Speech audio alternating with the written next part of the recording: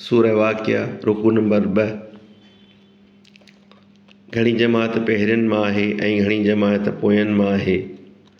खॿे पासे वारा कहिड़ा बदहाल हूंदा, कोसे झोले ऐं तते पाणीअ में हूंदा ऐं कारे दूंहें जे पाछे में हूंदा, जो न की थधो हूंदो ऐं न की सहाईंदड़। बेशक उहे हिन खां अॻु दुनिया में सुख में पलियल हुआ, वरी वॾे गुनाह शिरक ते ज़िद कंदा हुआ ऐं चवंदा हुआ त जॾहिं मरंदासूं ऐं मिटी ऐं हॾा थींदासूं तॾहिं असीं वरी क़बरुनि मां उथारिया वेंदासूं छा, या असांजा पहिरियां पीउ ॾाॾा।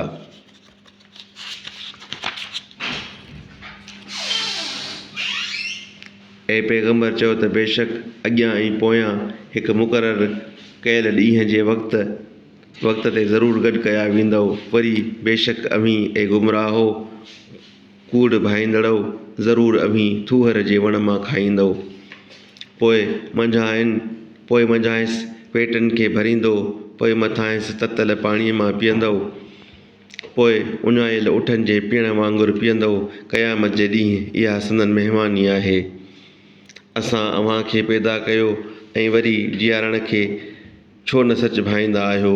भला ॾिसो त सही त जेका मनी विझंदा आहियो तंहिं मां अव्हीं ख़लकियो था छा, ऐं असीं ख़लकण वारा आहियूं। असां अव्हां में मौत मुक़ररु कयो आहे ऐं असीं आजिज़ न आहियूं त अव्हां पोइ मथांइसि ततल पाणीअ मां पीअंदव, पोइ उञायल उठनि जे पीअण वांगुरु पीअंदव। क़यामत जे ॾींहुं इहा संदन महिमानी आहे।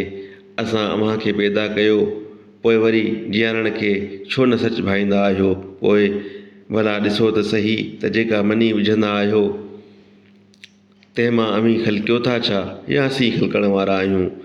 असां अव्हां में मौत मुक़ररु कयो आहे ऐं असीं आजिज़ न आहियूं त अव्हां जहिड़नि खे मटाए पैदा करियूं ऐं अव्हां खे अहिड़ी शिकिल में पैदा करियूं जंहिंखे ॼाणंदा ई न हुजो। ऐं बेशक पहिरीं पैदाइश ॼाणे चुकऊं, पोइ छो नथा नसीहत वठो। ॾिसो त सही जेकी अव्हां पोखींदा आहियो सो अव्हीं ॼमाईंदा आहियो छा, या असां ॼमाईंदा आहियूं। जेकॾहिं घुरूं त उन खे नास करे छॾियूं, पोइ अव्हीं हैरत में रहिजी वञो ऐं पिया चओ त बेशक असीं टोटे में पइजी वियासूं, बल्कि असीं बेनसीब आहियूं। भला ॾिसो त सही त जेको पाणी पीअंदा आहियो उहो अव्हीं ककरनि मां हेठि लाहींदा आहियो छा, या असीं हेठि लाहींदा आहियूं। जेकॾहिं घुरूं त उन खे खारो करे छॾियूं, पोइ छो न शुक्रानो कंदा आहियो। भला ॾिसो त सही त जा बाहि ॿारींदा आहियो तंहिंजे वण खे अव्हीं पैदा कयो आहे छा, या असीं पैदा कंदड़ आहियूं। असां उन वण खे नसीहत वठण लाइ ऐं मुसाफ़िरनि जे फ़ाइदे लाइ पैदा कयो आहे।